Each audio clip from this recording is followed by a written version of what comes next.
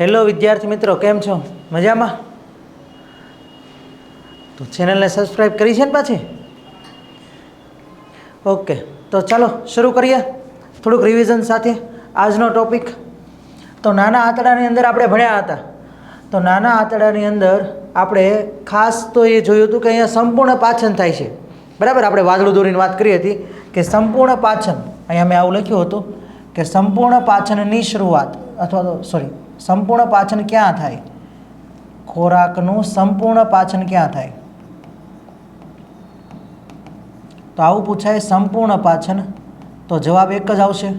શું? નાનું આંતરડું. ઓકે, તો આ નાના આંતરડા વિશે આપણે લાસ્ટ ટાઈમ ભણી ગયા હતા અને આ પૂછાય પણ ગયેલું છે. તો જો સૌથી લાંબામાં લાંબુ અને ખૂબ જ ગૂંચળામય અંગ, સૌથી લાંબુ કીધું છે અને ગૂંચળામય અંગ કીધું છે. સાથે સાથે અહીંયા કાર્બોદિત, પ્રોટીન, ચરબીનું સંપૂર્ણ પાચન થાય છે. પછી જો અહીંયા કીધું છે મનુષ્યમાં તે ખૂબ જ ગૂંચળામય હોવાથી ઓછી જગ્યામાં. હવે આપણે પાચન તંત્ર દોરીએ છીએ તો આપણે આ રીતનું દોરીએ છીએ, તો આ કેવું થઈ ગયું? ગૂંચળામય થઈ ગયું, બરાબર. તો આ ગૂંચળામય રચના થઈ, આ ઓછી જગ્યામાં વધુ સારી રીતે ગોઠવાઈ જાય છે, બરાબર. ઓછી જગ્યામાં વધુ સારી રીતે ગોઠવાઈ જાય છે. ઓકે, તો આ થઈ ગયું પાચન તંત્ર, જે ઓછી જગ્યામાં વ્યવસ્થિત રીતે ગોઠવાયેલું હોય છે, બરાબર. તો બધા પ્રાણીમાં કંઈ એક સરખું તો હોતું નથી, બધા પ્રાણીઓની અંદર એક સરખું હોતું નથી. ચલો જોઈએ કેમ એક સરખું નથી. તો કે શાકાહારી પ્રાણી છે દોસ્તો, શાકાહારી પ્રાણી, એમાં સેલ્યુલોઝનું પાચન કરવા માટે નાના આંતરડાની લંબાઈ કેવી હોય? વધુ હોય. જો શાકાહારીમાં શેનું પાચન કરવાનું હોય છે? સેલ્યુલોઝનું. જ્યારે માંસનું પાચન સરળ છે, માંસનું પાચન સરળ છે, કારણ કે માંસની અંદર શું રહેલું હોય દોસ્તો? તો કે એમાં પ્રોટીન રહેલું હોય. શું રહેલું હોય? પ્રોટીન. અને પ્રોટીનનું પાચન સરળતાથી થાય છે. તો માંસાહારી પ્રાણીઓમાં નાનું આંતરડું કેવું હોય? જો ટૂંકું, ખાસ યાદ રાખજો. શાકાહારી પ્રાણી છે તો શાકાહારી પ્રાણીમાં નાનું આંતરડાની લંબાઈ વધુ હોય, કારણ કે સેલ્યુલોઝનું પાચન કરવાનું છે. અને આ ઉપરાંત એની અંદર, આની અંદર એક વસ્તુ લખવી હોય તો લખી લેજો તમે, શેષાંત્ર, બરાબર, અધ્યાંત્ર આવેલું હોય, આમાશય આવેલું હોય. શું આવેલું હોય દોસ્તો? આમાશય, બરાબર. અધ્યાંત્ર આવેલું હોય. અને આ અધ્યાંત્ર શું કરે? પહેલાં બધો જ જેટલો પણ એ ખોરાક હોય એ ખોરાક લઈ લેશે, બરાબર, અને પછી એને બહાર કાઢે છે, બરાબર. અને મોઢામાં એ પાછું વાગોળે છે. ઓકે, કોઈ આપણા પાલતુ પ્રાણી આપણા ઘરની અંદર હોય, ગાય, ભેંસ કે બકરી, તો આ બધા પ્રાણીઓ તંદુરસ્ત છે એ કેમ ખબર પડશે? તો એ વાગોળવાની ક્રિયા એ સારી રીતે કરતા હોય. જો એ પ્રાણી વાગોળતું નથી, મતલબમાં એના શરીરમાં કોઈ તકલીફ છે, એ બીમાર છે એવું નિર્દેશન કરે છે. ઓકે, ચલો ત્યારબાદ જોઈએ પાચિત ખોરાક. આપણને ખબર છે કે પ્રોટીનનું પાચન છે, પ્રોટીનનું પાચન થઈને એમિનો એસિડ બને છે. ભણી ગયા છીએ ને દોસ્તો? શું બને છે? Amino acid. ચાલો જઈ ગયો. તો ચરબીનું પાચન થઈને શું બને છે? ચરબીનું પાચન થઈને ફેટી એસિડ અને ગ્લિસરોલ બને છે. ફેટી એસિડ અને ગ્લિસરોલ બને છે. કાર્બોદિતનું પાચન થઈને શું બને છે દોસ્તો? તો કે સાહેબ કાર્બોદિતનું પાચન થઈને છે ને ગ્લુકોઝ બને છે. શું બને છે? ગ્લુકોઝ બને છે. રેડી છે? આ બધા પાચિત દ્રવ્યો છે. આને શું કહેવાય? પાચિત ખોરાક કહેવાય. હવે ઓકે, હવે આ જે નાનું આંતરડું છે એનો છેલ્લો ભાગ, બરાબર, આ જે જોડાણવાળો આ છેલ્લો ભાગ છે, અહીંથી હવે પછી મોટું આંતરડું શરૂ થઈ જાય એમ ફરતે. અને ફરતે આવેલું હોય ને, આપણે આમ દોરતા હતા, યાદ છે?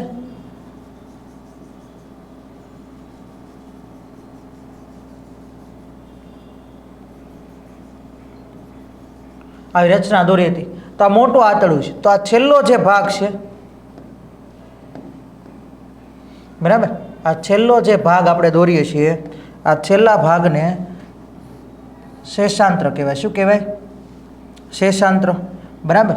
તો શેષાંત્ર જે છે, આ શેષાંત્રમાં નાનું આંતરડું જે છે એની દિવાલમાં આવા આંગળી જેવા પ્રવર્ધો આવેલા હોય, આંગળી જેવા અસંખ્ય પ્રવર્ધો આવેલા હોય, બરાબર. અને આ પ્રવર્ધોમાંથી જ્યારે કાર્બોદિત એટલે કે ગ્લુકોઝ પસાર થતું હોય અથવા તો ફેટી એસિડ ગ્લિસરોલ પસાર થતું હોય અથવા તો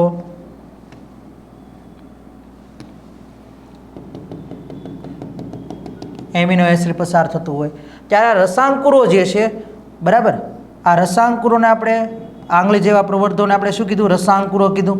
અને આ રસાંકુરોની સંખ્યા અસંખ્ય હોય. કેવી હોય? અસંખ્ય.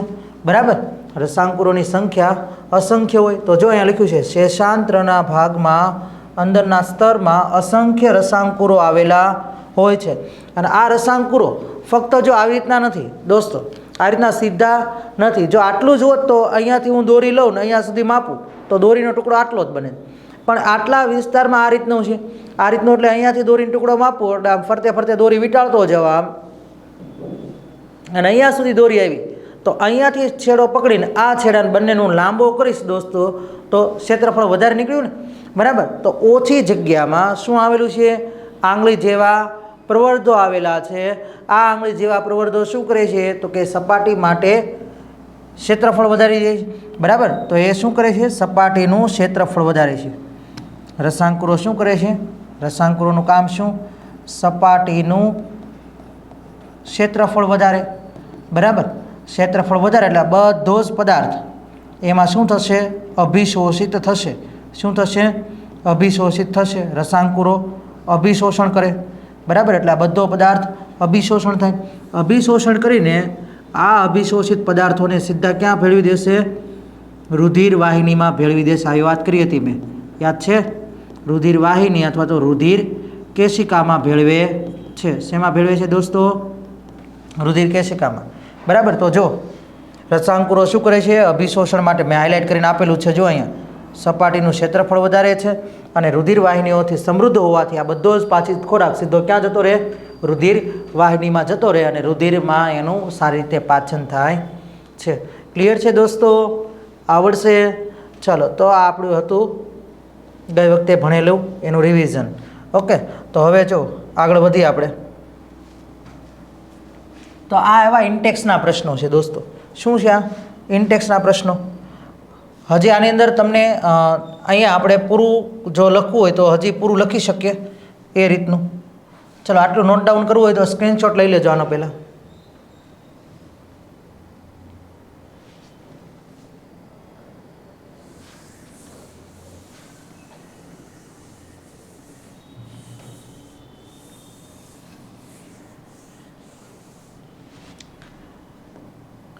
ચલો, આના સિવાય હજી આપણે લખવું હોય ને તો અહીંયા મોટું આંતરડું લખી શકીએ. શું લખી શકીએ? મોટું આંતરડું. ચાલો, મોટું આંતરડું છે ને શું કરશે? અપાચિત નાના આંતરડામાંથી જે ખોરાક નીકળ્યો એ ખોરાકમાંથી જેટલું શોષણ થવાનું હતું એટલું થઈ ગયું. અપાચિત ખોરાકમાં રહેલા વધારાના પાણીનું અને આવશ્યક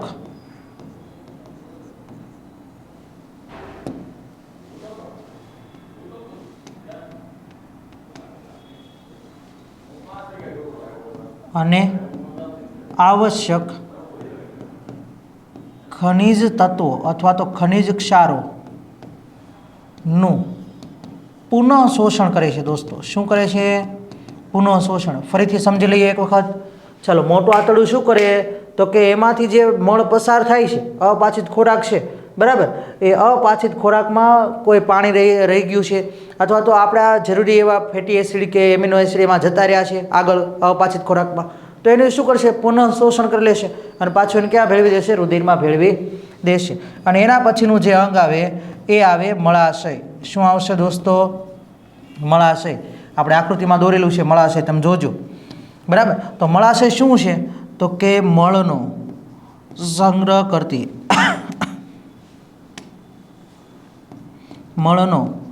સંગ્રહ કરતી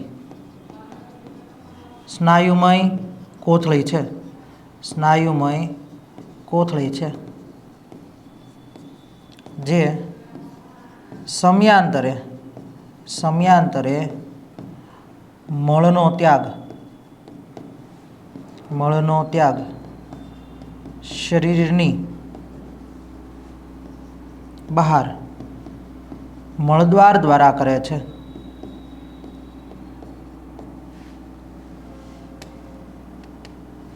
મળદ્વારથી કરે છે.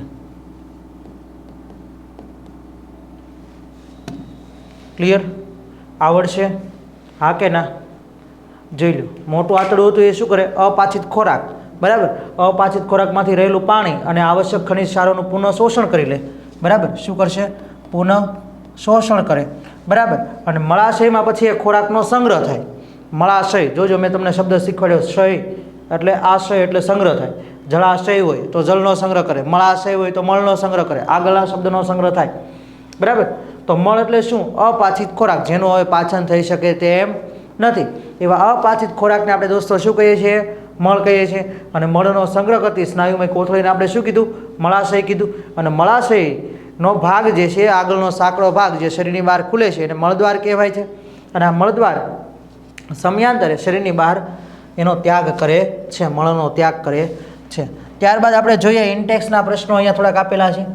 ઓકે દોસ્તો, આ ઇન્ટેક્સના પ્રશ્નો અને સ્વાધ્યાયના પ્રશ્નો ગમે તે પરીક્ષામાં તમે જાઓ એ પહેલાં એક વખત તો વાંચીને જવાના જ. ઓકે, ધ્યાનપૂર્વક તમારે જોઈ જ લેવાનું. ચાલો, પ્રકાશ સંશ્લેષણ માટે આવશ્યક કાચી સામગ્રી. તો કાચી સામગ્રી તરીકે આપણે શેની જરૂર પડે? તો એક તો કાર્બન ડાયોક્સાઇડ વાયુની જરૂર પડે, બીજી કોની જરૂર પડે? પાણીની. અને ત્રીજી કોની જરૂર પડશે? ઉર્જાની. તો કાર્બન ડાયોક્સાઇડ ક્યાંથી મેળવશે? વાતાવરણમાંથી. પાણી ક્યાંથી મળશે? તો કે મૂળ દ્વારા જમીનમાંથી. અને ઉર્જા ક્યાંથી મળશે? સૂર્યપ્રકાશમાંથી પ્રાપ્ત થાય છે. ને બધું ક્યાં ભેગું થશે? તો કે સાહેબ ક્લોરોફિલમાં ભેગું થાય. ક્યાં ભેગું થાય? ક્લોરોફિલમાં. ઓકે, અને ક્લોરોફિલ કઈ ક્રિયા કરે? તો કે પ્રકાશ સંશ્લેષણની ક્રિયા કરે. કઈ ક્રિયા કરે? પ્રકાશ સંશ્લેષણની ક્રિયા કરે. ચાલો, ત્યારબાદ આપણા જઠરમાં મંદ હાઇડ્રોક્લોરિક એસિડ. ચાલો, મંદ હાઇડ્રોક્લોરિક એસિડ સૂત્ર શું કીધું? HC અને સ્મોલ l ની શું ભૂમિકા છે, શું મહત્વ છે? જો પૂછાઈ ગયેલું છે માર્ચ 2022માં. ઓકે, તો મંદ હાઇડ્રોક્લોરિક એસિડની ભૂમિકા અથવા તો કાર્ય.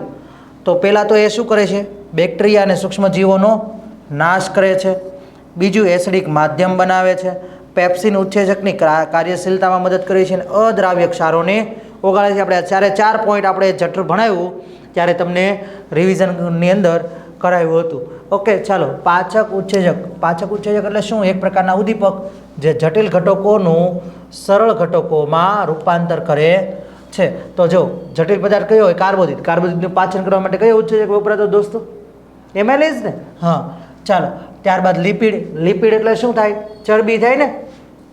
ચરબીના પાચન માટે આપણે શું વાપરતા હતા? લાઇપેઝ વાપરતા હતા. અને એનું પાચન થઈને શું બનતું હતું? હા, ફેટી એસિડ અને ગ્લિસરોલ બનતું હતું. ચલો, પ્રોટીન. પ્રોટીનનું પાચન. પ્રોટીનનું પાચન થઈને શું બને? પ્રોટીનનું પાચન પહેલાં તો કરે કોણ? જો જઠર હોય તો ટ્રિપ્સિન, સોરી પેપ્સિન. અને જો આંતરડું હોય તો ટ્રિપ્સિન. યાદ રાખજો, જઠર હોય તો શું કયો ઉત્સેચક કામમાં આવશે? ત્યાં પેપ્સિન. ઓકે, અને નાનું આંતરડું હોય તો કયો ઉત્સેચક કામમાં આવશે દોસ્તો? ત્યાં ટ્રિપ્સિન. ઓકે, તો પેપ્સિન અને ટ્રિપ્સિન બંને ભેગા થઈને પ્રોટીનનું પાચન કરી દેશે. અને પ્રોટીનનું પાચન થઈને શું બને છે દોસ્તો? એમિનો એસિડ બને છે. ઓકે, તો આ બધા જ જટિલ પદાર્થો હતો એના સાદા દ્રવ્યમાં શોષણ થઈ શકે તેવા સ્વરૂપમાં વિઘટન કરે છે. ચાલો, પાચિત ખોરાક કે પદાર્થોના અભિશોષણ માટે નાના આંતરડામાં એટલે કે શેષાંદ્રમાં કઈ રચના આવેલી હોય? તો હમણાં જ આપણે અહીંયા આગળ ભણી ગયા. બરાબર, મેં અહીંયા આ જગ્યા ઉપર લખ્યું હતું. શું લખ્યું હતું? તો કે અસંખ્ય અસ્તરની અંદર અસંખ્ય આંગળી જેવા પ્રવર્તો આવેલા હોય, જેને શું કહેવાય? રસાંકુરો. રસાંકુરો સીધા કોના સંપર્કમાં હોય? તો કે સાહેબ રુધિરવાહિનીના સંપર્કમાં હોય. અને અભિશોષણ કરીને બધો જ પદાર્થ શેમાં ભેળવી દેશે? રુધિરમાં ભેળવી દેશે. ઓકે દોસ્તો, ખબર પડી કાંઈ કે ઉપરથી જાય છે? બરાબર. ન ખબર પડે તો 5-1 મિનિટનું પાછળ તમે લઈ શકો. બરાબર, 5-10 મિનિટનું પાછળ વિડીયો લઈને ફરીથી તમે સમજી શકો, અથવા તો અગાઉનો એક વિડીયો આની પહેલાંનો પણ તમે જોઈને રિવિઝન કરી શકો. ઓનલાઈનનો ફાયદો જે હોય છે, મજા આવે ત્યારે જે થિયરી શીખવી હોય એ શીખી શકાય. ઓકે, આપણા સમય અનુકૂળતા મુજબ. મતલબમાં તમારી જ્યારે એમ થાય કે આજે આપણે શીખવાની પૂરેપૂરી ઈચ્છા છે સાહેબ, તો તરત તમે ચેનલ ઉપર આવીને મસ્ત મજાના આપણા વિડીયો જોઈ શકો. ક્લિયર? ચાલો, તો આમાં લગભગ બધું જ તમને સમજાઈ ગયું હશે. આપણે બધું સમજાવવાનો પ્રયત્ન કર્યો છે. ઇન્ટેક્સના પ્રશ્નો અને સ્વાધ્યાયના પ્રશ્નો ખાસ કરીને જવાના છે દોસ્તો. બરાબર? ચાલો, નવો ટોપિક આપણો શરૂ કરીએ છીએ. તો આના પછીનો ટોપિક દોસ્તો આવશે શ્વસન. કયો આવશે ટોપિક? શ્વસન. ઓકે, ચાલો, શ્વસન આપણે આગળ ભણ્યા હતા ત્યારે શું કીધું હતું મેં તમને? તો કે ખોરાક હોય. બરાબર? ખોરાકમાં શું રહેલું હોય દોસ્તો? ખોરાકમાં રહેલો ગ્લુકોઝ હોય. બરાબર? તો ગ્લુકોઝના અણુનું વિઘટન કરવાનું. વિઘટન કરવું એટલે તોડવું. ગ્લુકોઝના અણુ શું કરી દેવાનો છે? તોડી નાખવાનો છે. તો ગ્લુકોઝના અણુના ખોરાકમાં રહેલા ગ્લુકોઝના અણુનું વિઘટન કરીને ઊર્જા પ્રાપ્ત કરવાની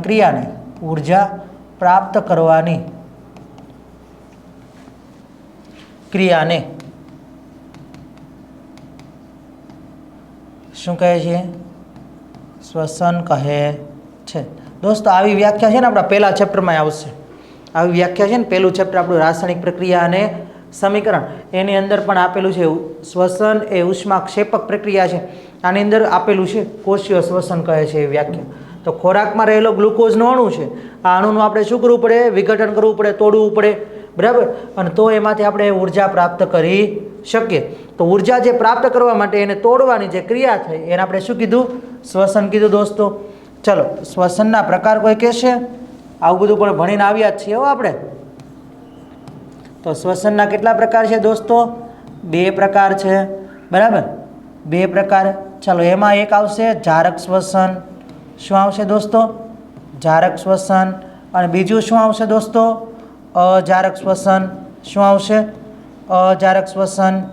ચાલો, હવે આમાં તમને કંઈ ખબર છે જારક અને અજારક કોને કહેવાશે? ચાલો, જારક શ્વસન હોય એ શું કરશે? તો કે ઓક્સિજનની હાજરીમાં, સાહેબ, ઓક્સિજનની હાજરીમાં ગ્લુકોઝનું સંપૂર્ણ વિઘટન કરે. શું કરે? ગ્લુકોઝનું સંપૂર્ણ વિઘટન કરીને વધુ માત્રામાં ઊર્જા ઉત્પન્ન કરે છે. ક્લિયર? ચાલો, ત્યારબાદ અહીંયા આવશે સેમ ટુ સેમ એવી જ લાઈન, પણ અહીંયા આપણે કહી દઈશું ઓક્સિજનની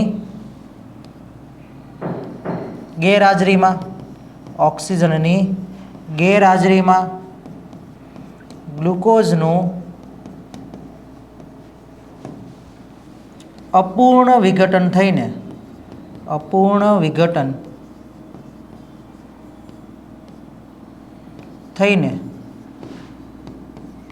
ઓછી માત્રામાં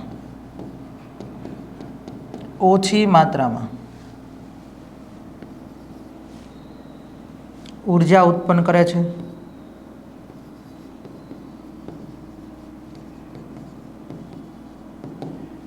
ક્લિયર? ચલો, જો ધ્યાન આપજો. અહીંયા એક તફાવત બની ગયો દોસ્તો. શું થઈ ગયું તફાવત? તો કે અહીંયા હતું ઓક્સિજનની હાજરી, અહીંયા આવી ગયું ઓક્સિજનની ગેરહાજરી. ચાલો, તફાવતનો બીજો પોઈન્ટ આપણે શું લખશું દોસ્તો? તો કે સંપૂર્ણ વિઘટન થાય અને અહીંયા અપૂર્ણ વિઘટન થાય. ચલો, ત્રીજો પોઈન્ટ શું લખાશે તફાવતનો દોસ્તો? તો કે સાહેબ, અહીંયા વધુ માત્રામાં ઉર્જા મળે છે અને અહીંયા ઓછી માત્રામાં ઉર્જા ઉત્પન્ન થાય છે. તો તફાવતના 3 પોઈન્ટ. ચલો, પહેલો પોઈન્ટ થઈ ગયો. અહીંયા ઓક્સિજનની હાજરી હોય તો એને જારક શ્વસન કહેવાય. ઓક્સિજનની ગેરહાજરી હોય તો અજારક શ્વસન કહેવાય. ઓક્સિજનની હાજરીમાં જ્યારે ગ્લુકોઝનું દહન થાય તો એ દહન કેવું થાય? સંપૂર્ણ દહન થાય. બરાબર? કેવું દહન થશે? સંપૂર્ણ દહન. બરાબર? એટલે દહનના આધારે અથવા તો સંપૂર્ણ વિઘટન થાય એવું કહી શકાય. બરાબર? બીજું, તમે એક નોર્મલ વસ્તુ જોઈ હોય ને તો આપણે ગામડે મોટા ભાગે છે ને ચૂલા ઉપર રસોઈ થતી હોય, હે ને? તો લાકડા બાળીને પછી એમાંથી રસોઈ બનાવવામાં આવતી હોય. તો એમાં ધુમાડો વધારે ઉત્પન્ન થતો હોય અને એની જ્યોત તમે જોઈ હોય ને તો પીળા રંગની હોય અને રસોઈ બનાવવા માટે વાર લાગે, સમય લાગે ઘણો બધો. જ્યારે આપણે ગેસ ઉપર રસોઈ બનાવીએ છીએ તો એની ફ્લેમ તમે જોજો બાળકો, કેવા રંગની હોય? વાદળી રંગની હોય ને, અને રસોઈ ફટાફટ બની જાય.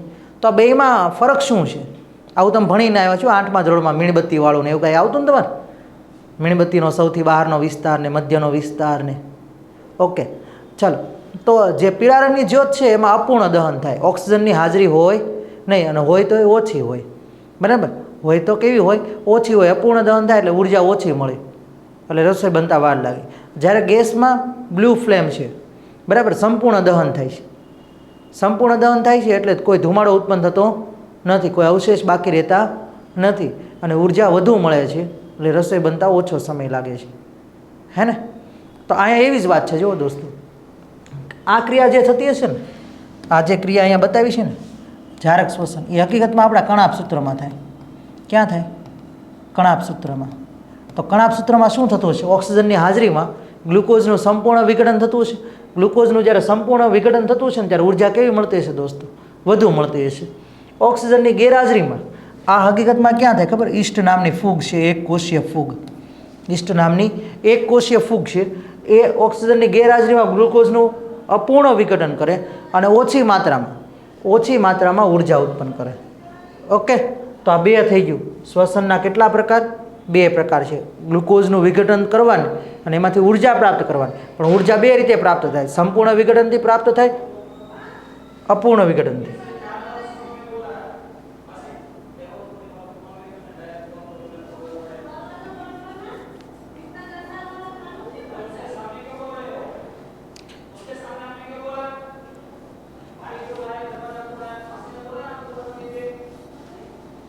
ચાલો, તો આગળ જોઈએ આપણે. તો અહીંયા CO2 વાયુ આપણે બહાર કાઢતા હોઈએ છીએ.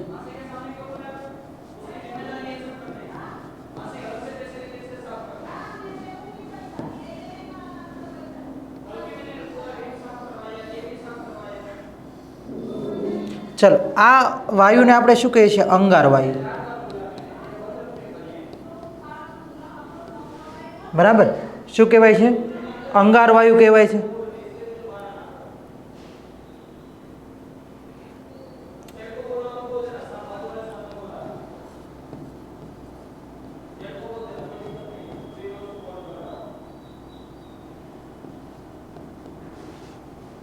ચલો, ધ્યાન આપજો. CO2 વાયુ ઉત્પન્ન થાય છે. આપણા ઉચ્છ્વાસ, આપણે જ્યારે શ્વાસ બહાર કાઢીએ છીએ અથવા તો જ્યારે ગ્લુકોઝનો અણુ તૂટે છે ત્યારે કયો વાયુ ઉત્પન્ન થશે? કારણ કે ગ્લુકોઝ છે એ કાર્બન આધારિત સંયોજન છે ને. C6 બોલીએ છીએ, H12 બોલીએ છીએ, O6 બોલીએ છીએ. તો એમાં કાર્બન જે છે એનું ઓક્સિજનની હાજરીમાં દહન થશે. બરાબર? તો એ અણુ તૂટશે તો કયો વાયુ ઉત્પન્ન થવાનો છે? કાર્બન ડાયોક્સાઇડ વાયુ ઉત્પન્ન થવાનો છે. એને બીજું શું કહી શકાય? અંગાર વાયુ અથવા તો ઉચ્છ્વાસમાં નીકળતો વાયુ. તો આ વાયુ કાર્બન ડાયોક્સાઇડ ઉત્પન્ન થાય છે. તો એના માટે આપણે શું કરવું પડે? એક પરખ કસોટી આપણે આવતી નાના ધોરણમાં. શું આવતી એની પરખ કસોટી? ચાલો, તો આ પરખ કસોટીમાં આપણે શું કરતા? તો કે કેલ્શિયમ હાઇડ્રોક્સાઇડનું દ્રાવણ લેવામાં આવતું. દોસ્તો, તો તમે એવું બોલતા કે ચૂનાનું નીતર્યું પાણી, આવું બોલતા. યાદ છે? ચૂનાનું નીતર્યું પાણી. બરાબર? અને આ ચૂનાના નીતર્યા પાણીમાંથી આપણે શું કરતા? એક સ્ટ્રો ભૂંગળી વડે ફૂંક મારતા. ફૂંક મારીને એમાં કયો વાયુ પસાર કરતા? કાર્બન ડાયોક્સાઇડ વાયુ. એટલે એ દ્રાવણ જે છે એ દૂધિયા રંગનું બની જતું. યાદ છે? દૂધિયા રંગનું દ્રાવણમાં કન્વર્ટ થાય, દૂધિયા રંગનું દ્રાવણ બને. તો આ દૂધિયો રંગ શું કામ બનતો હશે? વિચાર્યું? તો જો આમાંથી CA લઈએ તો અહીંયા લખી દીધું CA. બરાબર? O કેટલી વાર છે દોસ્તો? 2 વાર. H કેટલી વાર છે? 2 વાર. તો આમાંથી એક O આની સાથે જોડી દો એટલે બની ગયું CaCO3, જેને આપણે શું કહીએ છીએ? કેલ્શિયમ કાર્બોનેટ, કાકો3. બરાબર? શું કહેવાય? કાકો3 કહેવાય. ઓકે, તો કેલ્શિયમ કાર્બોનેટ બની ગયું, જે દ્રાવણને કેવો રંગ આપે છે? દૂધિયો રંગ આપે છે. હજી આમાં શું વધ્યું? 2 O હતા, એમાંથી એક O મેં વાપર્યો દોસ્તો, તો એક O વધ્યો. ઓકે, અને 2 H વધ્યા. તો બન્યું શું? H2O. તો આમાં એક O ક્યાંથી આવી ગયો એ ખબર પડી? અહીંયા 2 હતા અને એક O, આ જે 2 O છે અહીંયા, બરાબર, એમાંથી એક O મેં અહીંયા વાપર્યો એટલે 3 થઈ ગયા, ત્યાં 2 ની જગ્યાએ 3 થઈ ગયા, અને એક O અહીંયા વાપરી દીધો, અને હાઇડ્રોજન 2 હતા એટલે 2 લખી દીધા, બરાબર. તો આ રીતે તમને ખબર પડે તમારે ટેસ્ટ ટ્યુબની અંદર અથવા તો કસનળી કહેવાય, તો કસનળીની અંદર આ દ્રાવણ ભરી દેવાનું કેલ્શિયમ હાઇડ્રોક્સાઇડનું. કોનું દ્રાવણ? કેલ્શિયમ હાઇડ્રોક્સાઇડ, જેને આપણે શું કહીએ છીએ? ચૂનાનું નીતર્યું પાણી, અથવા એને શું કહેવાય દોસ્તો? લાઇમ વોટર કહેવાય. શું કહેવાય? લાઇમ વોટર. અને એમાંથી જ્યારે આપણે ફૂંક મારીએ એટલે આપણા ઉશ્વાસમાં કયો વાયુ બહાર નીકળ્યો કહેવાશે દોસ્તો? કાર્બન ડાયોક્સાઇડ વાયુ બહાર નીકળે છે. તો એ કાર્બન ડાયોક્સાઇડ વાયુ અને સોડિયમ હાઇડ્રોક્સાઇડ બંને પ્રક્રિયા કરીને શું બનાવી દેશે? કેલ્શિયમ કાર્બોનેટ બનાવી દેશે, જે દ્રાવણને કેવા રંગનું બનાવે છે દોસ્તો? દૂધિયા રંગનું બનાવે છે. ઓકે, ચલો આગળ વધીએ. તો તમારે સ્ક્રીનશોટ લેવો હોય તો લઈ લો આનો.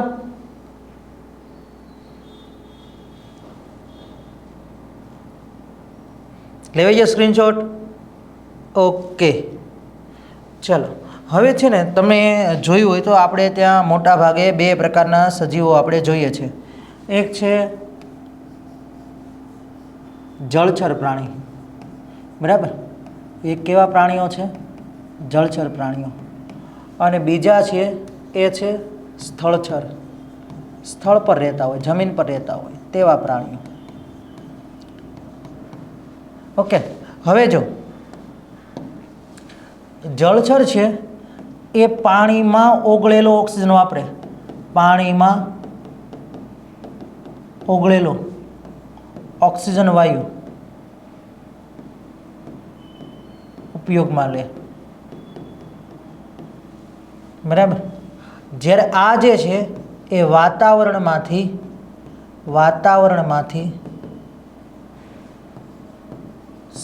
સીધો ઓક્સિજન વાયુ ઉપયોગમાં લે. ચલો, તો વિચારો, જે પાણીમાંથી લેવાનો છે દોસ્તો, પાણીમાંથી, એની માત્રા કેવી હશે? ઓછી માત્રા હશે, ઓછું પ્રમાણ હશે. પાણીમાં ઓક્સિજન કેવો હશે? ઓછો હશે. જે આપણે વાતાવરણમાંથી લઈએ છીએ, બરાબર, તો વાતાવરણમાં એની માત્રા કેવી હશે? વધુ માત્રામાં હાજર છે ઓક્સિજન, બરાબર, વધુ માત્રામાં હશે. તો આ પ્રાણીઓ જે છે, માછલીને જે છે, બરાબર, તો એનો શ્વસન દર કેવો હશે? ઝડપી હશે. ઝડપી એટલે વધુ હોય, બરાબર. વધુ તો કેટલો વધુ હોય? તો કે 66 થી 78 પ્રતિ મિનિટ. 1 મિનિટમાં એને કેટલી વાર શ્વાસ લેવો પડે દોસ્તો? હવાની અવર જવર કરવી પડે 66 થી 78 વખત.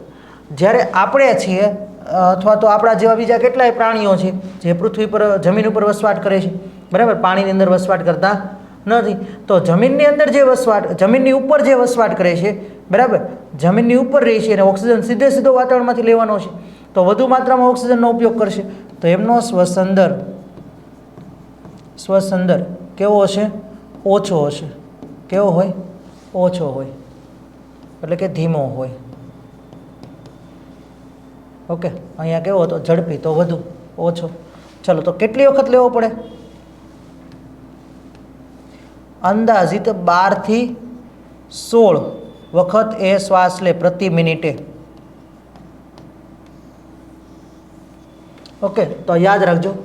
શું કામ? જળચર પ્રાણીઓમાં શ્વસન દર ઝડપી છે અને સ્થળચર પ્રાણીઓમાં ઓછો છે. ઓકે, બીજું, માછલી જે છે, માછલી શ્વસન શાના વડે કરે? આવું પણ પૂછાય.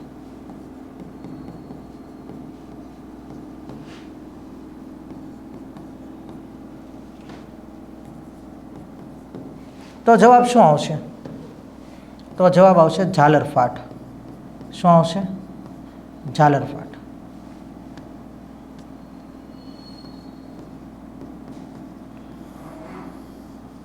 હવે આ ઝાલરફાટમાં પહેલાં એ શું કરશે? પાણીને મોઢામાંથી પોતાના શરીરમાં જવા દેશે અને એ શરીરમાંથી પાછું પાણી ઝાલરફાટમાં પસાર કરશે. તો ઝાલરફાટની નજીકથી શું પસાર થતું હોય? રુધિર વાહિનીઓ અને આ રુધિર વાહિની ઓક્સિજનયુક્ત ઓક્સિજન વાયુ ગ્રહણ કરે, બરાબર. ઝાલર ફાટની બાજુમાં શું હોય? રુધિર વાહિનીઓ હોય અને એ રુધિર વાહિનીઓ ઓક્સિજન વાયુને ગ્રહણ કરે. ક્લિયર? ખબર પડી કાંઈ? તો જો શ્વસન કેટલા પ્રકારના હોય? 2 પ્રકારના. એ વાત કરી દીધી આગળની સ્લાઇડમાં. આપણે જો આગળની સ્લાઇડમાં આ વાત કરી કે ખોરાકમાં ગ્લુકોઝના અણુનું વિઘટન કરીને ઉર્જા પ્રાપ્ત કરવામાં આવે છે. તો ખોરાકમાં રહેલા ગ્લુકોઝના અણુનું વિઘટન થઈને ઉર્જા પ્રાપ્ત કરવાની ક્રિયાને આપણે શું કીધું? શ્વસન કીધું. એના 2 પ્રકાર છે, જારક અજારક. જારક શ્વસન ક્યાં થાય? તો કે કણાભસૂત્રમાં થાય. કણાભસૂત્રને આપણે કીધું હતું એટીપી સ્વરૂપે ઉર્જા ઉત્પન્ન થાય. યાદ છે? 9મા ધોરણની અંદર આવતું હતું ઉર્જા ઘર, પાવર હાઉસ, શક્તિ ઘર. એટીપી સ્વરૂપ એડિનોસાઇન ટ્રાઇફોસ્ફેટ ઉર્જાના ચલણ તરીકે ઓળખાય, બરાબર. તો એ ઉર્જા બનાવવાનું કામ કણાભસૂત્ર કરે છે. તો ઉર્જા ત્યાં વધુ માત્રામાં મળે છે. એનું કારણ એ છે કે ત્યાં ઓક્સિજનની હાજરી છે તો સંપૂર્ણ દહન થાય છે. અહીંયા ઓક્સિજનની ગેરહાજરી છે તો ગ્લુકોઝનું અપૂર્ણ દહન થાય છે. અને ઈસ્ટ નામની ફૂગ, આથવણની ક્રિયા, આવું બધું આપણે ભણ્યા હતા. પછી આપણે ભણ્યું કે CO2 વાયુ જે છે, આ CO2 વાયુ આપણા શ્વાસમાં બહાર નીકળે છે. ખબર કેમ પડે? તો કે એક સ્ટ્રો લેવાની, સ્ટ્રોને ચૂનાના નીતેરિયા પાણીમાં રાખવાની અને એને ફૂંક મારવાની. ફૂંક મારી એટલે એમાંથી કાર્બન ડાયોક્સાઇડ વાયુ પસાર થયો. જેવો કાર્બન ડાયોક્સાઇડ વાયુ પસાર થાય એટલે શું બને? કેલ્શિયમ હાઇડ્રોક્સાઇડમાંથી સીધું કેલ્શિયમ કાર્બોનેટ બને છે. અને આ કાર્બોનેટ દૂધિયો રંગ આપે છે પાણીને, બરાબર. ક્લિયર? અને ત્યારબાદ આપણે જોયું કે શ્વસન 2 પ્રકારના પ્રાણીઓ છે. એક તો પાણીમાં વસવાટ કરે છે, પાણીમાં વસવાટ કરતા સજીવો છે.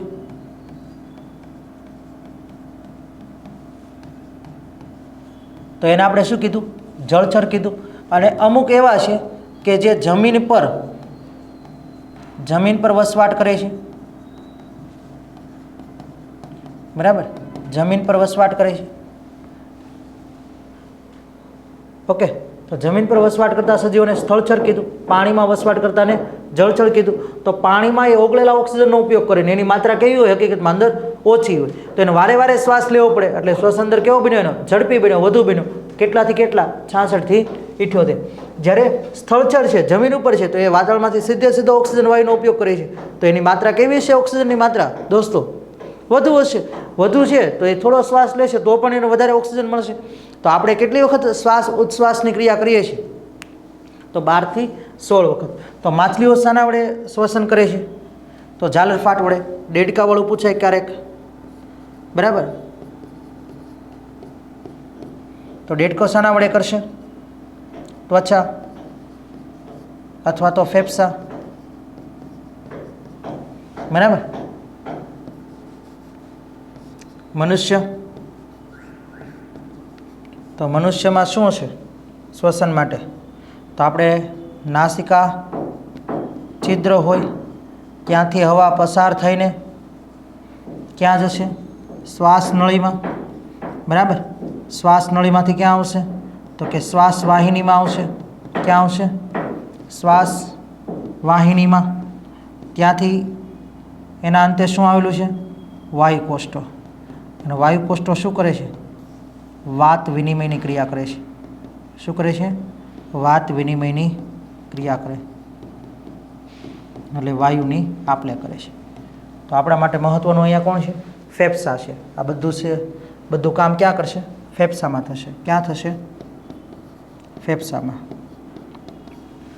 તો ફેફસા શું કરે? રુધિરને શુદ્ધ કરે. યાદ રાખજો, રુધિરને શુદ્ધ કરે. તો તમને એવો MCQ પૂછાશે, રુધિર શુદ્ધ ક્યાં થાય? મનુષ્યમાં રુધિર શુદ્ધ ક્યાં થાય? તો આવો સવાલ પૂછે તો શું લખવાનું? ફેફસા, બરાબર. અથવા તો રુધિર ઓક્સિજન યુક્ત ક્યાં બને? રુધિર ઓક્સિજન યુક્ત ક્યાં બને? તો શું જવાબ લખશો? ફેફસા. ક્લિયર? ચાલો તો આગળ ટોપિક જોઈએ આપણે.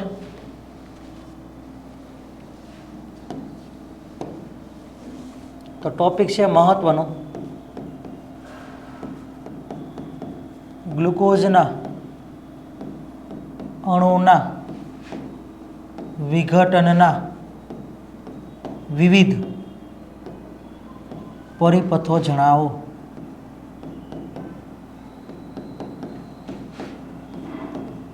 આ IMP સવાલ છે, બરાબર. 3 માર્ક 4 માર્કમાં પૂછાઈ શકે, 3 અથવા 4 માર્કમાં આરામથી આ સવાલ પૂછાઈ શકે. ક્લિયર? તો આપને ખબર હોય છે કે આપણે અહીંયા પહેલાં શું લેવાનું હોય છે, તો કે અહીંયા વાત કરી છે ગ્લુકોઝ, એટલે પહેલું શું આવશે? ગ્લુકોઝ આવશે. શું આવશે? ગ્લુકોઝ. ચાલો, ત્યારબાદ આ ગ્લુકોઝના અણુનું પ્રથમ તબક્કે, યાદ રાખજો, પ્રથમ તબક્કે શું બનશે? પાયરુવેટ બનશે. શું બનશે? પાયરુવેટ. હવે તમને ખબર છે દોસ્તો કે ગ્લુકોઝનો અણુ છે ને, ગ્લુકોઝનો અણુ એ કેટલા કાર્બન ધરાવે? C6 લખીએ છીએ તો એમાં 6 કાર્બન હોય. કેટલા કાર્બન હોય દોસ્તો? 6 કાર્બન. જ્યારે પાયરુવેટ બને છે ને, આ પાયરુવેટમાં ફક્ત 3 જ કાર્બન હોય છે. કેટલા કાર્બન હોય છે? 3 જ કાર્બન હોય છે. બરાબર. તો હકીકતમાં ગ્લુકોઝનો અણુ કેટલી વાર બનવું જોઈએ? સોરી, ગ્લુકોઝનો અણુમાંથી પાયરુવેટ કેટલી વાર બનવું જોઈએ? 6 છે તો 3 વખત આ બન્યું, 3 કાર્બન લઈને એક પાયરુવેટ બન્યો, તો બીજા 3 કાર્બન લઈને બીજો પાયરુવેટ, એટલે ટોટલ કેટલી વખત પાયરુવેટ બનવું જોઈએ? 2 વખત બનવું જોઈએ. ટોટલ કેટલી વખત બનવું જોઈએ? 2 વખત. પણ આપણે બુકમાં એક જ વખત દર્શાવ્યું છે. ઓકે, ચાલો. તમને બીજું એવું પૂછાય કે આ પ્રક્રિયા ક્યાં થાય? તો આ પ્રક્રિયા દોસ્તો કોષ રસમાં થાય. ક્યાં થાય? કોષ રસમાં થાય. ઓકે. બીજી એક વસ્તુ યાદ રાખજો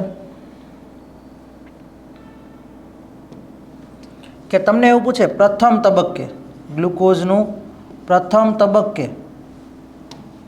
ગ્લુકોઝનું પ્રથમ તબક્કે શેમાં રૂપાંતર થાય? વિચારો, પ્રથમ તબક્કે શેમાં રૂપાંતર થાય છે? બોલો. ગ્લુકોઝનું પ્રથમ તબક્કે શેમાં રૂપાંતર થાય? પાયરુવેટમાં. ખાસ MCQ યાદ રાખજો. અને પ્રથમ તબક્કો તમે જે લખશો ને આના પછીનો લખશો હવે. ઓકે, એટલે ભૂલ ન કરતા ક્યારે. ગ્લુકોઝનું કોષરસમાં વિઘટન થઈને પ્રથમ તબક્કે શું બને?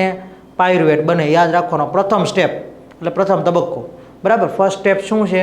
ગ્લુકોઝનું 6 કાર્બનયુક્ત ગ્લુકોઝ હોય, કોષરસમાં એનું વિઘટન થાય, વિઘટન થઈને શું બને?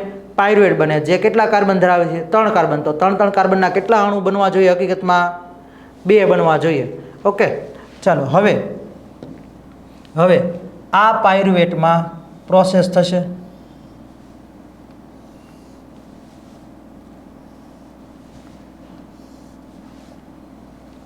તો આ તબક્કો છે, આ એક તબક્કો છે ને આ એક તબક્કો છે.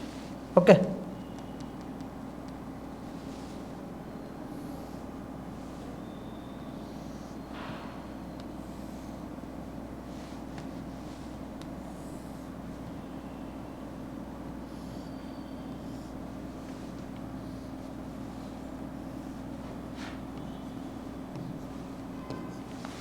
હવે જો આમાં છે ને તમારે આપણે જે ભણી ગયા છે ને એ જ લખું છું. અહીંયા લખું છું ઓક્સિજનની ગેરહાજરી. બરાબર. અહીંયા શું લખાશે? ઓક્સિજનની ગેરહાજરી. અહીંયા શું લખાશે? ઓક્સિજનની હાજરીમાં. બરાબર. ઓક્સિજનની હાજરીમાં. અહીંયા ગેરહાજરીમાં. ઓકે, આ પહેલો પોઈન્ટ લખી દીધો, આ બીજો પોઈન્ટ લખી દીધો. બરાબર. હવે આપણને ખબર છે કે આ ક્રિયા ઓક્સિજનની ગેરહાજરીમાં થાય છે એટલે આપણે એને શું કહીએ? અજારક શ્વસન. શું કહી શકાય આને? અજારક શ્વસન. જ્યારે ઓક્સિજનની હાજરીમાં થાય છે તો આને શું કહેવાશે? જારક શ્વસન. શું કહેવાશે? જારક શ્વસન. ચલો, આપણને ખબર છે કે અજારક શ્વસન ક્યાં થાય? તો કે સાહેબ ઈસ્ટમાં થાય. ઈસ્ટ નામની ફૂગ કરે. બરાબર. ચાલો, જારક શ્વસન કોણ કરે છે? તો કે સર બધા જ પ્રાણી અને વનસ્પતિમાં શું આવેલું હોય? કણાભસૂત્ર. તો કણાભસૂત્રમાં થાય. ઓકે, હવે જો જ્યારે અજારક શ્વસન થતું હોય ને દોસ્તો, જ્યારે અજારક શ્વસન થતું હોય ને ત્યારે પહેલું જે બને ને ઇથેનોલ બને. શું બને? ઇથેનોલ. પ્લસ હવે ઇથેનોલ છે ને 2 કાર્બનવાળું છે. કેટલા કાર્બનવાળું છે? 2 કાર્બન. તો અહીંયા કેટલા કાર્બનવાળું સંયોજન છે? 3. તો અહીંયા 3 સામે લખવા પડે એટલે હજી એક કાર્બન ડાયોક્સાઇડ લખી દઈએ, પ્લસ ઉર્જા લખી દઈએ. ઓકે, હવે તમને એક નાની એવી વાત કહી દઉં અહીંયા કે ઇથેનોલ છે, ઇથેનોલ એ હકીકતમાં ethane plus all. Ethane plus all. અને ઓલને કહેવાય આલ્કોહોલ. શું કહેવાય? ઓલને આપણે શું કહીએ છીએ? ચોથા ચેપ્ટરમાં આપણું આવશે આલ્કોહોલ. તો પાછળ શું બોલાય છે? ઓલ. અહીંયા શું બોલાય છે? ઓલ. તો આલ્કોહોલ હોય ને એમાં પાછળ કયું ગ્રુપ લાગેલું હોય? OH ગ્રુપ લાગેલું હોય.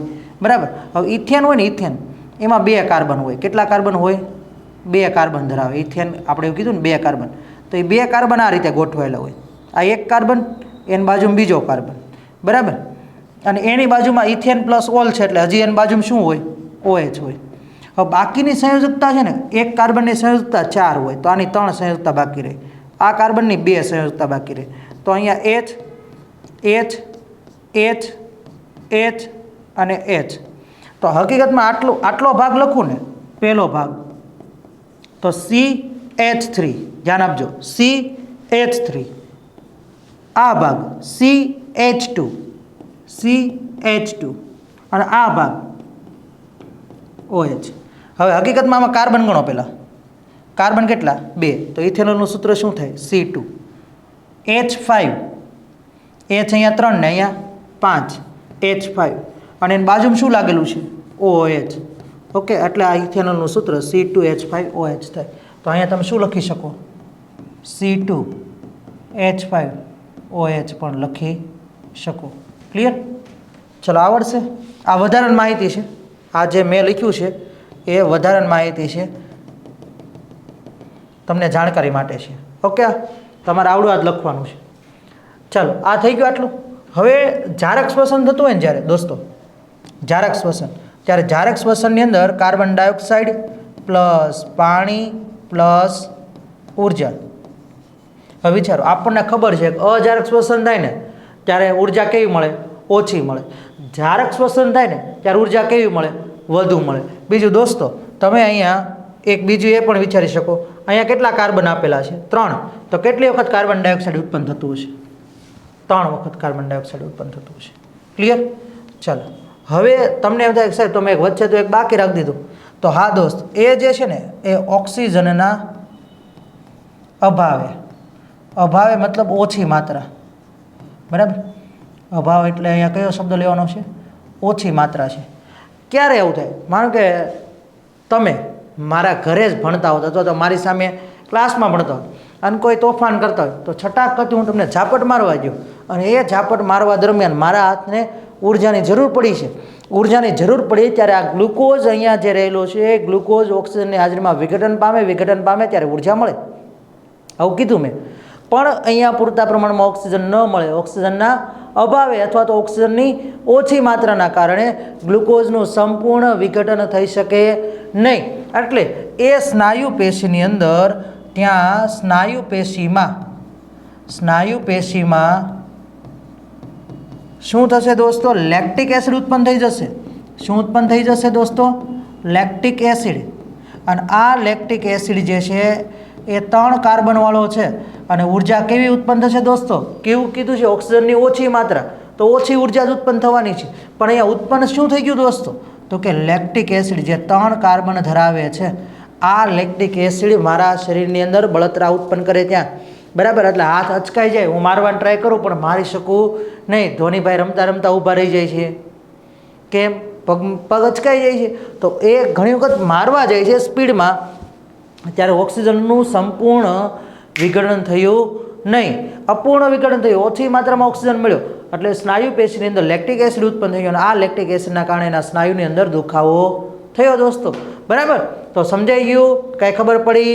તો IMP સવાલ હતો, આમ જ લખવાનો છે.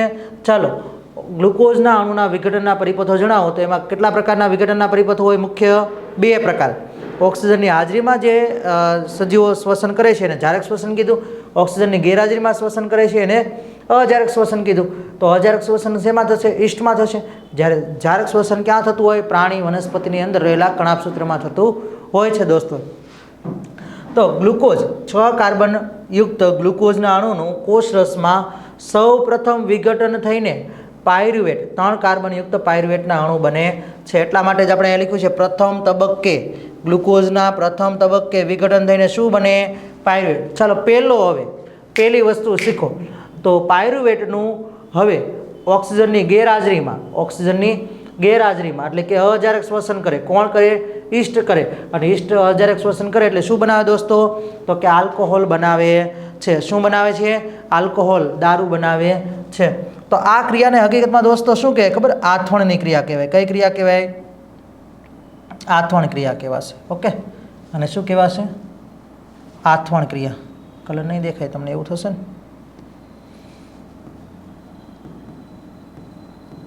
તો આ જે છે આ ક્રિયાને બીજું શું કહી શકીએ આપણે? આથવણ ક્રિયા કહી શકીએ. ચાલો, આથવણ ક્રિયાની અંદર દારૂ બન્યો. આપણે દ્રાક્ષનું દ્રાવણ લેતા, યાદ છે આવું કંઈ આવતું ભણવામાં?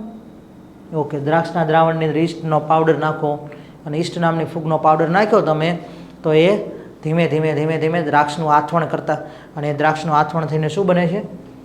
દારૂ બને છે. ચાલો, ઓક્સિજનના અભાવે, ઓક્સિજનનો અભાવ ક્યાં હોય? તો કે સ્નાયુ પેશીની અંદર ઓછી માત્રામાં ઓક્સિજન મળવાના કારણે શું બને છે? લેક્ટિક એસિડ બને છે. શું બને છે? લેક્ટિક એસિડ બને છે. અને ઉર્જા મળે છે કેવી મળે છે? ઓછી મળે છે. પછી સમય જતાં એ ધીમે ધીમે ધીમે ધીમે એનું વિઘટન થઈ જાય, એટલે દુખાવો પણ બંધ થઈ જાય છે દોસ્તો. ચાલો, ખાસ યાદ રાખજો તેના પછીનું, તો કે પાયરુવેટનું ઓક્સિજનની હાજરીમાં, એટલે કે જારક શ્વસન થઈને કોણ કરે? તો કે કણાભ સૂત્રમાં જારક શ્વસન થઈને કાર્બન ડાયોક્સાઇડ, પાણી અને ઉર્જા છૂટી પડે છે. ઓકે, તો કણાભ સૂત્રમાં આપણને ખબર છે કે કણાભ સૂત્રમાં ઉર્જા જે મળે છે દોસ્તો, કણાભ સૂત્રમાં ઉર્જા કયા સ્વરૂપે મળે છે? એટીપી સ્વરૂપે મળે છે. બરાબર, એને આપણે શું કહીએ છીએ? એડિનોસાઇન. શું કહીએ છીએ? એડિનોસાઇન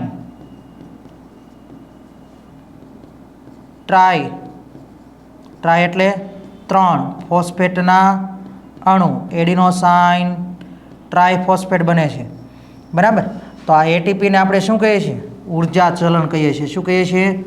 ઉર્જાનું ચલણ કહીએ છીએ. એટીપીને આપણે શેના તરીકે ઓળખીએ છીએ? ઉર્જાના ચલણ તરીકે. તો એની આસપાસ કેટલા ફોસ્ફેટના અણુ જોડાયેલા હશે? આ એ એડિનોસાઇન છે, એની સાથે એક ફોસ્ફેટ, આ બીજો ફોસ્ફેટ, અને આ ત્રીજો ફોસ્ફેટ જોડાયેલો છે. તો આમાંથી જ્યારે આ ફોસ્ફેટ તૂટતા જાય, બરાબર, તો જેમ બંધ તૂટે, બરાબર, બંધ તૂટે, એક બંધ તૂટે, તો કેટલી ઉર્જા પ્રાપ્ત થાય દોસ્તો? તો કે 30.5 કિલો જૂલ. 30.5 કિલો જૂલ એટલે 30,500 જૂલ જેટલી ઉર્જા પ્રાપ્ત થાય. બરાબર, એટીપીના આ અણુના જે આ બંધ તૂટે, બરાબર, બંધ તૂટશે ત્યારે બંધ તૂટે, આંતરિક સંલગ્ન બંધ હોય એ તૂટે ત્યારે કેટલી ઉર્જા પ્રાપ્ત થાય? તો કે 30.5 કિલો જૂલ જેટલી ઉર્જા પ્રાપ્ત થાય છે. ક્લિયર? આવડશે દોસ્તો? તો ખાસ યાદ રાખજો, કણાભ સૂત્રને આપણે શું કહીએ છીએ? પાવર હાઉસ કહીએ છીએ. અને આ કણાભ સૂત્રમાં ઉર્જા કયા સ્વરૂપે હોય? તો કે એટીપી સ્વરૂપે હોય. એટીપીનું પૂરું નામ શું થાય? એડિનોસાઇન ટ્રાયફોસ્ફેટ. ટ્રાય એટલે 3, 2 હોય તો ડાય. એ પહેલાં શું હોય? હકીકતમાં પહેલાં એડીપી હોય. શું હોય? એડીપી. ડી એટલે ડાય. 2 ફોસ્ફેટના અણુ હોય, એની સાથે પાછો ત્રીજો ફોસ્ફેટનો અણુ જોડાય, એટલે કેટલા ફોસ્ફેટના અણુ બને દોસ્તો? 3 ફોસ્ફેટના અણુ બને. ઓકે, એટલે ટ્રાયફોસ્ફેટ એને કીધું. હવે આ જે 3 ફોસ્ફેટ છે એમાંથી બંધ તૂટતા જાય અને પછી જે બંધ તૂટતા હોય ત્યારે એમાં અંતિમ ફોસ્ફેટનો બંધ તૂટે, અથવા તો યાંત્રિક ફોસ્ફેટના એ બધા જ બંધ તૂટે છે ત્યારે 30.5 કિલો જૂલ જેટલી ઉર્જા જે સૌથી વધુ છે, જારક શ્વસનમાં ઉત્પન્ન થતી ઉર્જા એ કેવી છે? સૌથી વધુ ઉર્જા છે. ઓકે દોસ્તો, તો અહીંયા આપણે વાત કરી એ ઉર્જા કઈ રીતે બને છે તેની વાત કરી દીધી. ઓકે, ચાલો હવે શ્વસનની અંદર આપણે કયો વાયુ શ્વાસમાં લઈએ છીએ?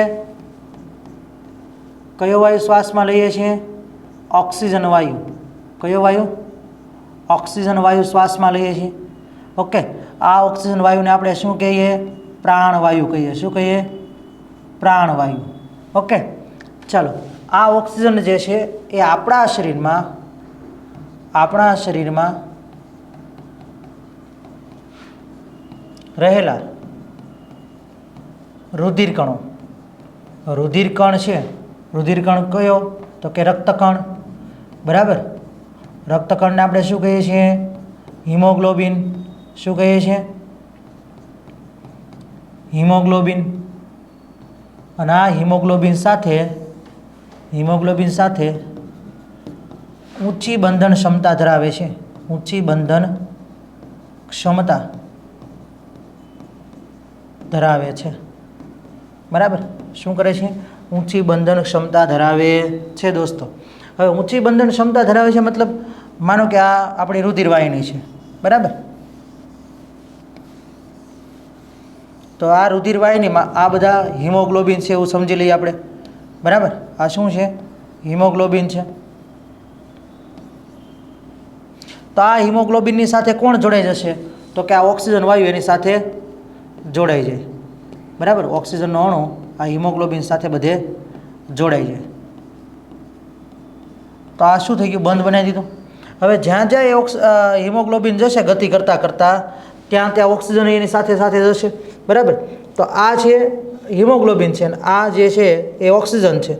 આ ગતિ કરતું કરતું કરતું આમ જશે, જ્યાં જ્યાં એ જશે, બરાબર, ત્યાં ત્યાં ઓક્સિજનની સાથે જશે. પણ જે જગ્યાએ માનો કે આ જગ્યાએ ઓક્સિજનની ઘટ છે, બરાબર, અંગમાં, આ અંગમાં અથવા તો આ પેશીમાં, આ કોષમાં ઓક્સિજનની જરૂર છે, તો એ ત્યાં શું કરશે? ઓક્સિજનને મુક્ત કરી દેશે ને હિમોગ્લોબિન પાછો આગળ જતો રહેશે. ક્લિયર છે દોસ્તો? ખબર પડી? તો આ રીતે ઓક્સિજન છે કોની સાથે જોડાય છે? હિમોગ્લોબિન સાથે. હિમોગ્લોબિન ગતિ કરતું કરતું જ્યાં જ્યાં જશે ત્યાં ત્યાં સાથે કોણ જશે? ઓક્સિજન જશે. જે જગ્યાએ ઓક્સિજનની ઉણપ હશે એ જગ્યાએ ઓક્સિજનને મુક્ત કરી દેશે અને એ પછી પાછો આગળ જતો રહેશે. ફેફસામાં આવશે એટલે પાછું ઓક્સિજન ત્યાંથી જોડાઈ જશે એની સાથે. તો આ હિમોગ્લોબિન સાથે ઊંચી બંધન ક્ષમતા ધરાવતું હોવાથી હિમોગ્લોબિનને શું કહેવામાં આવે? શ્વસન રંજક દ્રવ્ય કહે છે દોસ્તો. શું કહે છે? શ્વસન રંજક દ્રવ્ય, જે ઓક્સિજનના વહન માટે જવાબદાર છે. ઊંચી બંધન ક્ષમતા ધરાવે છે તો ઓક્સિજનના વહન માટે જવાબદાર છે, બરાબર. ઊંચી બંધન ક્ષમતા ધરાવે છે, ઓક્સિજનના વહન માટે જવાબદાર છે. જ્યાં જ્યાં ઓક્સિજન વાયુની ઉણપ હશે ત્યાં હિમોગ્લોબિન પોતાની સાથે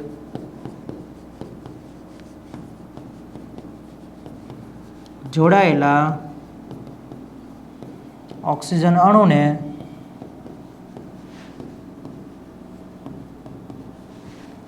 મુક્ત કરે છે, બરાબર. આ રીતે ઓક્સિજન આપણા શરીરમાં બધે પહોંચે છે.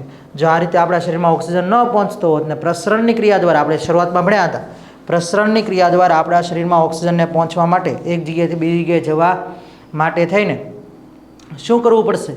તો પ્રસરણની ક્રિયા દ્વારા 3 વર્ષ લાગી શકે છે. કેટલા વર્ષ લાગી શકે છે? 3 વર્ષ લાગી જાય છે. પણ અહીંયા આપણા હિમોગ્લોબિન જે છે, આપણા શરીરમાં રહેલા હિમોગ્લોબિન એ શું કરે છે? તો કે એ હિમોગ્લોબિન આપણને પૂરી રીતે ઓક્સિજન પૂરો પાડે છે. ક્લિયર? તો આગળ વધીએ, નવા લેક્ચરની અંદર ફરી મળીશું, બરાબર.